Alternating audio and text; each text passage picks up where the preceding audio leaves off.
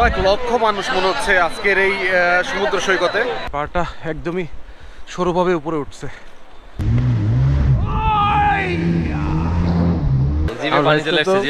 জিভে পানি চলে আসছে। আমাদের এই রামু জনপদ দিয়ে মায়ানমার, চীন, জাপান নানান দেশে ধর্ম প্রচার করার জন্য।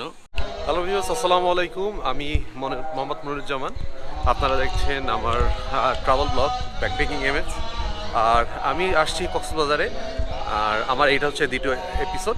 সো এই এপিসোডে আমি কি করেছি না করেছি, কীভাবে কোথায় খেয়েছি, কোথায় থেকেছি, সব কিছুই এই ভিডিওতে পেয়ে যাবেন। আর এই ভিডিওটা হচ্ছে বাজেট ফ্রেন্ডলি। আমি বাজেট ফ্রেন্ডলি হিসাবে এখানে এসেছি কীভাবে কম টাকায়, সবচেয়ে কম টাকায় আপনি কক্সবাজার ঘুরে আসবেন, এই ভিডিওতে আপনি পেয়ে যাবেন সব। তো চলুন আমরা শুরু করি আমাদের সেকেন্ড এপিসোড।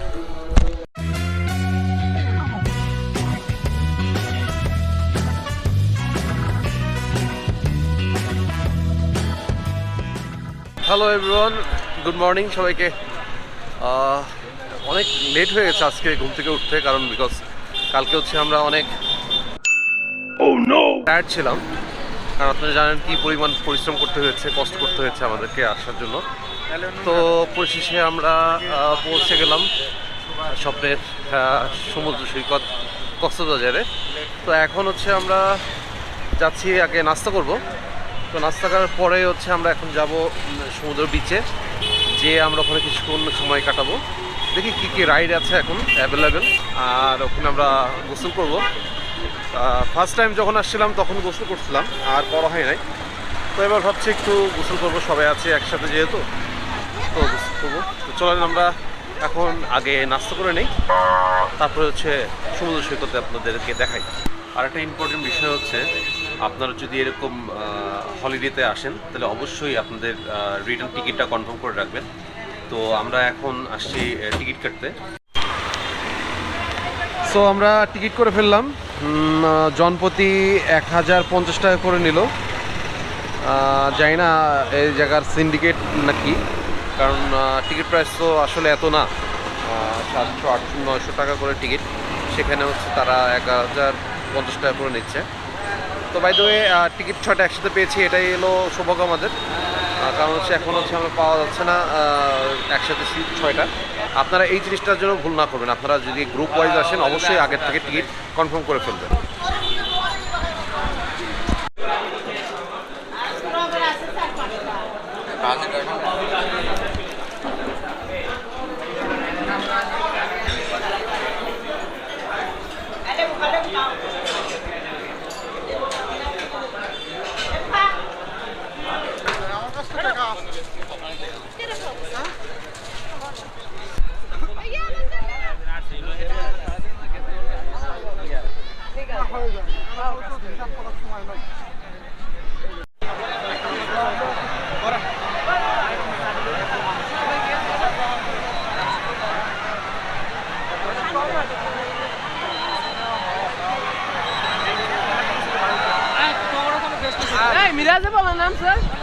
কয়েক লক্ষ মানুষ মনে হচ্ছে আজকের এই সমুদ্র সৈকতে। আপনারা পারগুলাতে দেখেন, মাথা ছাড়ার কিছুই দেখতে পাবেন না মনে হয়। এই মাথা থেকে আমি লাভ পয়েন্ট যেটা আছে সেই পর্যন্ত দেখেন আপনারা, পুরাটাই মানুষ আর মানুষ। বাচ্চারা এখানে খেলছে আর কি।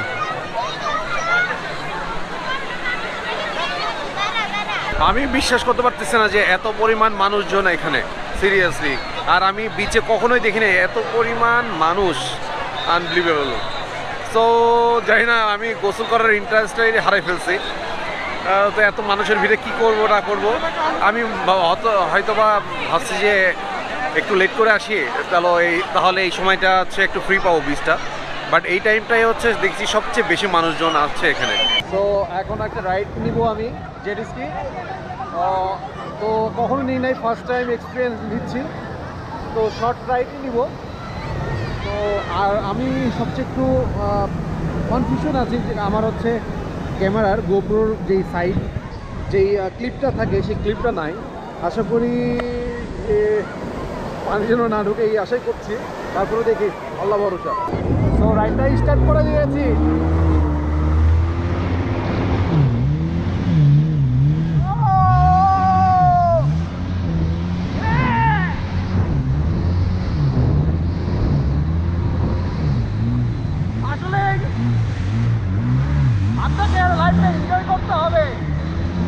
মাঝখানে এইভাবে ঘোরার মজাটাই অন্যরকম।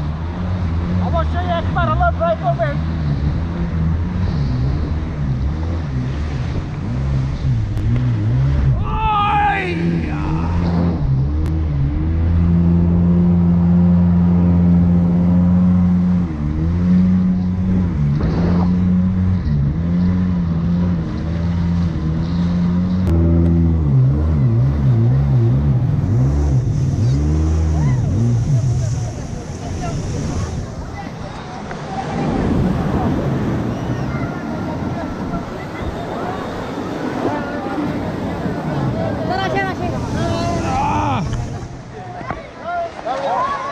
অস্থির একটা রাইড ছিল। যাক, রাইডটা একদম শর্ট, মনে হয় 30 সেকেন্ডের, বাট ছোট ভাই বলছিল আরো দূরে যাবে, কিন্তু দূরে যায় নাই, একদম কাছ থেকে ঘুরাই নিয়েছে। যাক, রাইডটা নিয়েছি, এটাই সবচেয়ে মজাদার। আর আমার গোপুরটাও কোনো পানির কিছু হয় নাই, আল্লাহর রহমতে। খুব ভালো লাগলো, আসলে খুব ভালো লাগছে। দুপুরের খাবার শেষ করলাম আমরা। দুপুরের খাবারটা একদমই খুব কম খাবার খেয়েছি আর কি। বেসিক্যালি ভর্তা ভাত দিয়ে আমরা আজকে দুপুরেরটা সেরে ফেলেছি। ভর্তা, ডাল, শুটকি দিয়ে। তো আপনারা এখানে সবসময় খাবার কম বাজেটের মধ্যে সব কিছুই পাবেন, কারণ হচ্ছে কি এখানে সব অলমোস্ট সিমিলার, সব জায়গার খাবারের দাম। কারণ ভর্তা যদি খান, আলু ভর্তা 60 টাকা, ডাল 40 টাকা, তবে এরকম কিছু সব কিছুর দামই এরকম, বেশি না। তো সেই জন্য আমি ডিটেলসগুলো বলছি না আর কি, কত কোনটার দাম কত কিছু। আর হচ্ছে এখন আমরা যাচ্ছি ইনানি বিচে।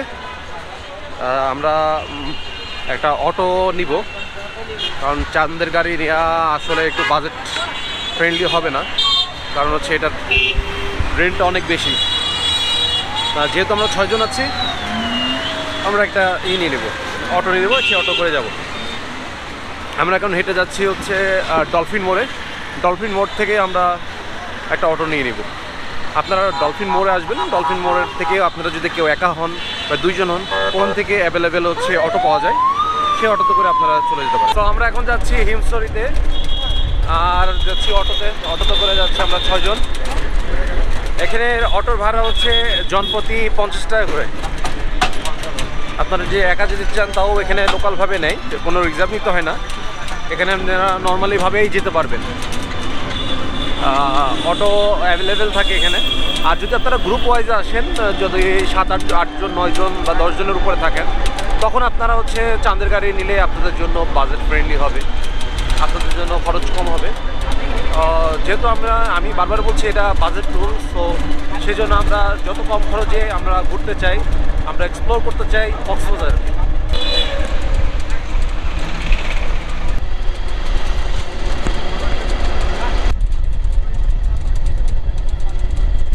তো আমরা এখানে এক পর্যায়ে অটো থেকে নামলাম, কারণ হচ্ছে এই যে পিছের যে পাহাড়টা দেখতেছেন, এই পাহাড়টায় সবাই মিলে একটু উঠবো, একটু ছোটোখাটো একটা অ্যাডভেঞ্চার করার জন্য আর কি বেসিক্যালি। দেখি উঠতে পারি কিনা। যখনই আসবেন না কেন মন খুলে ঘুরবেন, সব জায়গা যাবেন, তাহলে আসলে বেসিক্যালি আপনি প্রকৃত ট্যুরের মজাটা আপনি পেয়ে যাবেন। তো আমরা যাচ্ছি আর কি এদিক দিয়ে এই পাহাড়ের চূড়ায় উঠার একটা চিন্তা ভাবনা, বাট আমি পায়ে একটু টান খাইছি, তো পায়ে একটু প্রবলেম হচ্ছে আমার হাঁটতে। তো তারপরেও চেষ্টা করবো ইনশাআল্লাহ উপরে ওঠার। এই যে দেখছেন যে পাহাড়টা, এই পাহাড়ে উঠবো আমরা।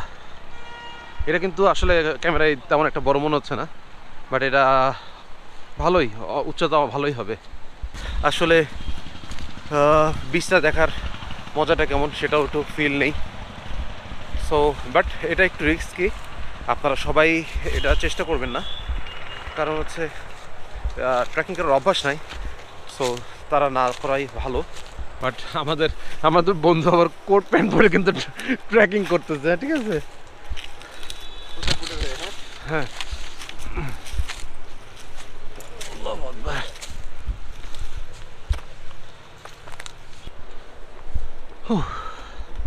দেখতে পাচ্ছেন পাহাড়টা একদমই সরুভাবে উপরে উঠছে। আমার হিল ট্রেকিং করার খুবই ইচ্ছা, এবং আর একসাথে দুইটা ফিল আমরা নিয়ে নিলাম, বান্দরবন এবং হচ্ছে কক্সবাজারের দুইটা ফিলি আমরা নিচ্ছি। আমরা তিনজন, ওরা বাকি তিনজন ওরা ওদিকে ছবি তুলতেছে। রোডটা দেখছেন একটু টাফ, নিচে আসলে এখান থেকে বোঝার কোনো ওয়ে নাই। এই উচ্চতার থেকে এই ভিউটা দেখলেই বুঝতে পারবে যে কত উচ্চতা। চলো এদিকে উঠি। আমরা কিন্তু বন্ধু এসে ট্যুর দেবো বান্দরবন। বান্দরবন ইনশাল্লাহ নেক্সট ট্যুরটা হয় আমাদের বাংলা। ওয়াও সিরিয়াসলি এই ভিউটা আপনারা ফিল করতে পারবেন না, বাট অসাধারণ একটা ভিউ এখান থেকে। আপনারা কখনো এই হিলে উঠেছেন কিনা জানি না, বাট এই সাইডের থেকে যে ভিউটা পাচ্ছি আমরা মনে রাখার মতন। আসলে আমি এর আগে যে কবার আসছি আমি কখনো উপরে উঠে নাই, আজকে ফার্স্ট উঠলাম। আর এখান থেকে যে সুন্দর ভিউটা পাওয়া যায় মাথা নষ্ট। এইদিকে আসলে এখানে লোকালয় আছে, কারণ যেহেতু রাস্তা আছে, সো এখানে মানুষজন যাওয়া আসা করে, মানুষজন বসবাস করে। তো এদিকে মোটামুটি একদমই নিলিবিলি। আপনারা দেখতে পাচ্ছেন যে রোডটা চলে গেছে এদিক দিয়ে, এই যে রোডটা দিয়ে ওই যে সোজা চলে গেছে রোডটা। তো ডেফিনেটলি ওদিকে মানুষজন বসবাস করে, আর এদিকে একটু নীরব হয়ে আছে আপাতত, সন্ধ্যা হচ্ছে। তো ওদিকে আমরা আর না যাই নাকি, এই চূড়াও উঠতে পারবো কিন্তু আমরা চাইলে। এই জায়গা থেকে ঝর্ণায় আসলে যাই আর কি। তো এখান থেকে অনেক সময় আমরা ঝর্ণার যেগুলো দেখি এরকমভাবে এই সাইড থেকে গিয়েই পড়ে। সো এখানে আমরা বেশিক্ষণ সময় থাকবো না, কারণ হচ্ছে জায়গাটা একদমই আননোন আপাতত। সো আমরা এখন ব্যাক করছি, কারণ নিচে নামাও একটু সন্ধ্যা হয়ে গেছে অলমোস্ট। এই কিছু আলো আছে, এটা দেখি আমরা উঠছি আর কি। বেশি এখানে সময় স্পেন্ড করলে আমরা নামতে গেলে প্রবলেম হয়ে যাবে। সো যাই, আমরা নিচে যাচ্ছি আবার।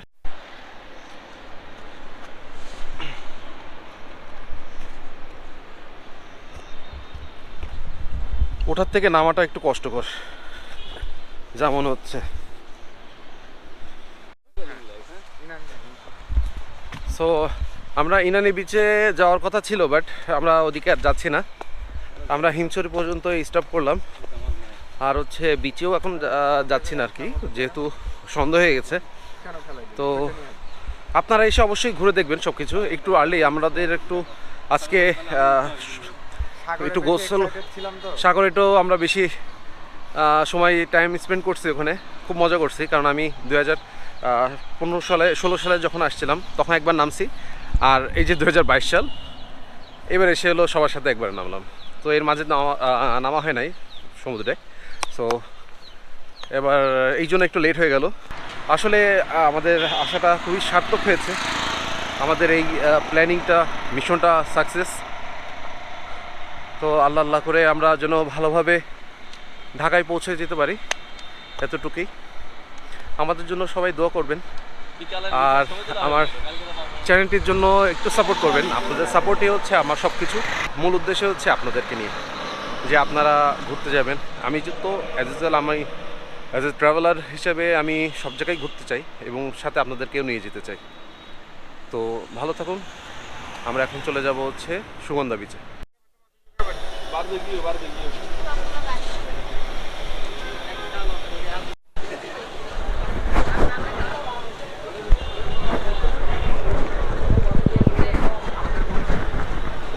ভিতরে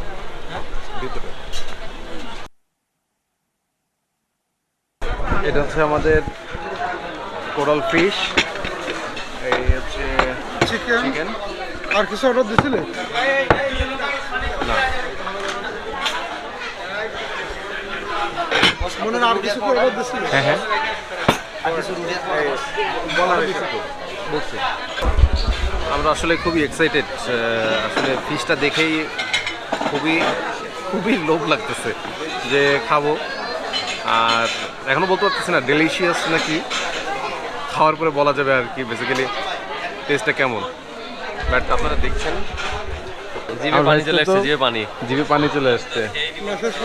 দিচ্ছে না আমাকে। সাথে শুরু করি আমরা নাকি? আপনাদেরকে আমি 100% রেকমেন্ড করব যে এই হোটেলে এসে এই ফিশ ট্রাই করতে। চিকেনটা কোনো ট্রাই করি নাই, বাট আমি এর আগে বিগত খেয়েছি কুয়াকাটাতে যে ফিশটা খেয়েছি তার পরের পজিশনে এটা এত টেস্টি এবং অনেক স্পাইসি। আমাদের জন্য একটু সালাদও নিয়ে আসছে মামা। তো আমি রেস্টুরেন্টের নামটা বলে দেব খাওয়াটা শেষে, কারণ আমি এর আগে নামটা খেয়াল করি নাই ওনাদের নামটা কি। তো আমরা এখন রামু যাচ্ছি আর আমরা চেক আউট করে দিচ্ছি, কারণ আমাদের আজকে আমরা ঢাকার উদ্দেশ্যে রওনা দেব। আমাদের বাস হচ্ছে 10:30টায়। তো এতক্ষণ আমরা কিছু না করার থেকে আমরা রামু থেকে ঘুরে আসা ভালো, কারণ রামু তো আমি এর আগে কখনো যাই নাই। তো এবার ভাবলাম যে ব্লগ যেহেতু করছি তো ওখানে একটু ঘুরে আসা ভালো হবে। তো আমরা যাচ্ছি রামুতে, আর এইটা হচ্ছে আমাদের অটো। আমরা 6 জন যাচ্ছি এখানে। ঠিক আছে, এখন আমরা রামু দেখতে যাচ্ছি, দেখা যাক রামুটা কেমন লাগে। হ্যাঁ, রামুটা দেখতে যাচ্ছি, মোদিকে এবং সাগরকে সাথে নিয়ে আমি যাচ্ছি। আমার একবার যাওয়া, তাও আমি ওদেরকে দিক নির্দেশনা দিচ্ছি বিভিন্ন রকম, আচ্ছা আচ্ছা। যে আছে রামুতে, এখন দেখার বিষয়। যদি কেউ একা যেতে চায় তাহলে কিভাবে যাবে সে? একা যেতে চাইলে এইভাবে যাবে, অটো বা রিজার্ভ করে যাবে, না হলে দেখা যাচ্ছে সিঙ্গেল যাবে ভাড়ায়, সিএনজিতে যাবে। একা একা যাওয়া যায় না রিজার্ভ হ্যাঁ, যায়? রিজার্ভ করে যাওয়া লাগবে না, কোনো ব্যাপার নয়। লোকাল ভাবে যাওয়া যায়? হ্যাঁ, অবশ্যই অবশ্যই। এখানে কয়টা স্পট? এখানে আছে 1টা 2টা 3টা, রবার বাগান দিয়ে মনে হয় 4টা। মানে বৌদ্ধ বিহারগুলো তো অনেক পাশাপাশি, ওখানে একটা এখানে একটা, তুই দুইটাই যাইতে পারবি। কিন্তু রবার বাগান একটু দূরে। রাবার? হ্যাঁ, যেটা রাবার বাগান।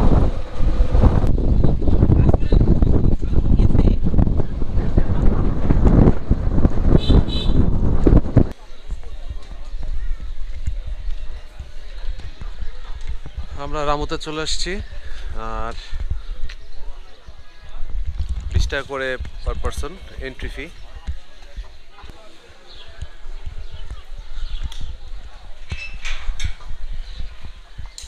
এখানে কিছু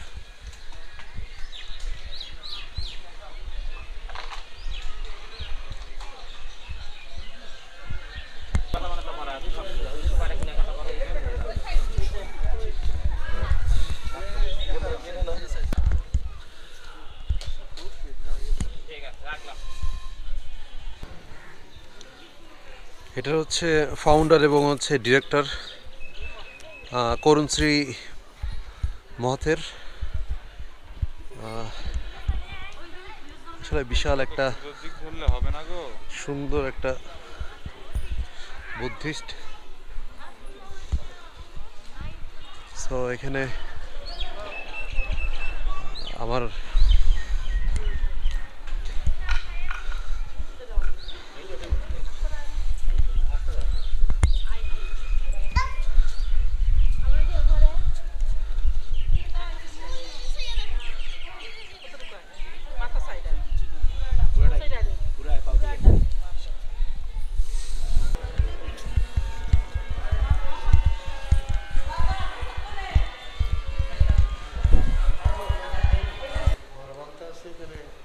জবশো লাগে না, আমরা সামনে না, আচ্ছা আচ্ছা উনি বড় বান্তা আছে, উনি সব বলবে। ও আচ্ছা আচ্ছা হ্যাঁ হ্যাঁ, বড় বান্তা আসলে কষালা হয়েছে, কি হয়েছে না হয়েছে, প্রতিষ্ঠা তো উনি। আচ্ছা আচ্ছা আচ্ছা। আপনি আমাদেরকে এই স্থাপনা সম্বন্ধে একটু যদি বলেন আমরা খুব শুনতাম আর কি। আমার নাম শ্রীমৎ করুণাশ্রী মহাতেরো। আমি প্রতিষ্ঠাতা পরিচালক। ভুবন শান্তি 100 ফিট সিংহসজ্জা গৌতম বুদ্ধ মূর্তি। এটা 2002 সালে এই বুদ্ধ মূর্তিটি বাংলাদেশের সর্বপ্রথম এবং বৃহৎ আমি প্রতিষ্ঠা করেছি।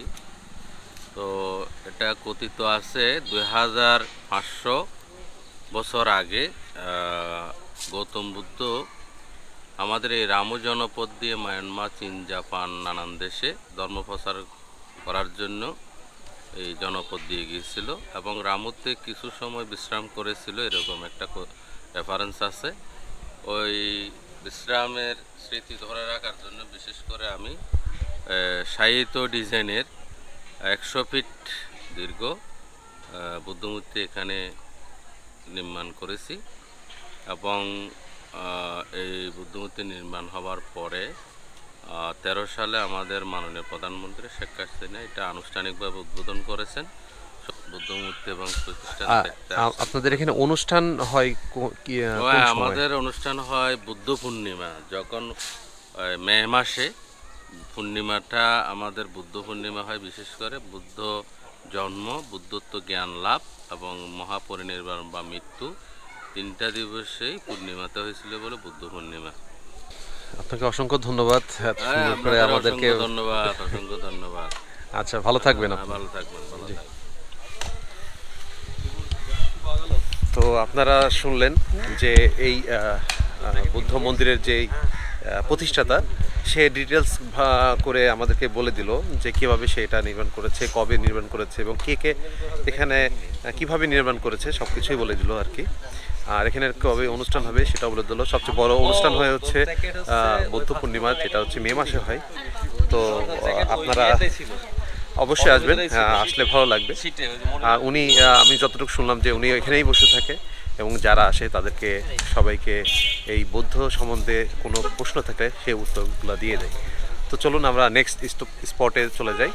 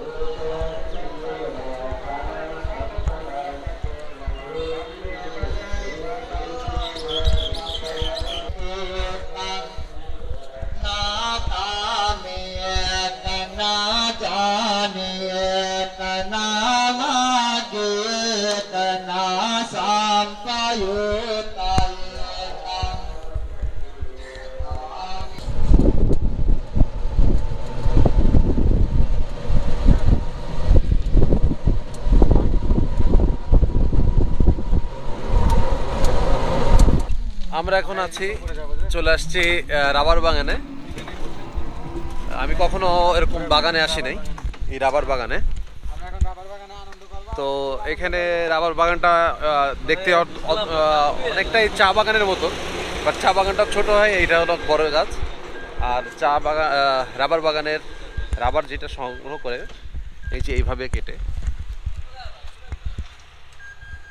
এইভাবে যে সংগ্রহ করছে ওরা, এটার কষ, এটা দিয়ে হচ্ছে রাবার তৈরি হয়। তো বাগানটা আসলে ভালোই লাগতেছে। তো আমরা এখানে কিছুক্ষণ বসে আড্ডা দিই, আর ভালো লাগবে আমার মনে হয়। আপনারা যদি বিকাল টাইমে আসেন, এই টাইমে আসেন, আর সেখানে একটু ঘোরাফেরা করবেন। এই আসলে এই যাত্রাটাতে হচ্ছে আমরা আসছি যে অটো একটা রিজার্ভ করে নিয়েছি। তো এই রিজার্ভ করাতে আপনার এই দিনটা, মানে দুপুরটা, বিকালটা খুব সুন্দরভাবে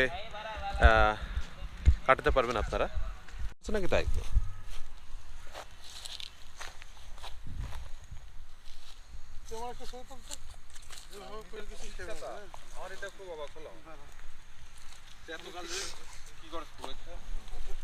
আচ্ছা ভাই, আমরা যদি মনে করেন আমরা তো গ্রুপ ওয়াইজ আসলাম, সেজন্য আমরা আপনার অটো রিজার্ভ নিছি। কিন্তু কেউ যদি একা বা 2 জন আসতে চায়, সেক্ষেত্রে কি অটো রিজার্ভ নিয়ে আসতে হবে নাকি আলাদা বা অন্য কোনো লোকাল সিস্টেম আছে? আপনারা যদি লোকাল আসতে চাইলে লোকালের সিস্টেম আছে, আর যদি রিজার্ভ আইলে রিজার্ভ আপনাদের মনে করেন 2 জন নিয়ে রিজার্ভ চলে আসি। আর যদি আপনারা যদি ইচ্ছা করেন মানে কি রিজার্ভ যেতে চান, রিজার্ভ আসতে পারবেন। লোকাল হিসাবে আসলে একটু মানে কি গাড়ি একটু পাবেন না, ঝামেলা হয় আর কি। আসতে পারবেন চাইতে, কিন্তু গাড়ি পাইতে একটু কষ্ট লাগবে। আপনারা যদি কেউ সিঙ্গেল অথবা মানে সিঙ্গেল পার পার্সন যদি আসতে চান, ভেঙে আর কি, আপনাকে বাসে করে আসতে হবে, 50 টাকা করে নেবে এই বাইপাস পর্যন্ত। তারপরে ওখান থেকে আপনাকে হচ্ছে এই সিএনজিগুলো আছে, সিএনজি অথবা অটো আছে, সেই অটো করে আপনি 30 টাকা করে লাগবে। মোট কথাই হচ্ছে 80 টাকায় আপনারা চলে আসতে পারবেন এখানে। সো একটা রিকোয়েস্ট করবো, সেটা হচ্ছে আপনারা যদি আমার ভিডিওটা ভালো লাগে থাকে অবশ্যই সাবস্ক্রাইব করবেন, আমার সাথে থাকবেন। আমি নিয়ে যাবো আপনাদের দেশ বিদেশে, যেখানে আপনাদের ঘুরতে মন চায়, যেতে মন চায়, সব জায়গায় আপনাদেরকে ঘুরিয়ে দেখাবো এবং বাজেট ট্যুরগুলোকে আপনাদের সামনে পরিবেশন করব।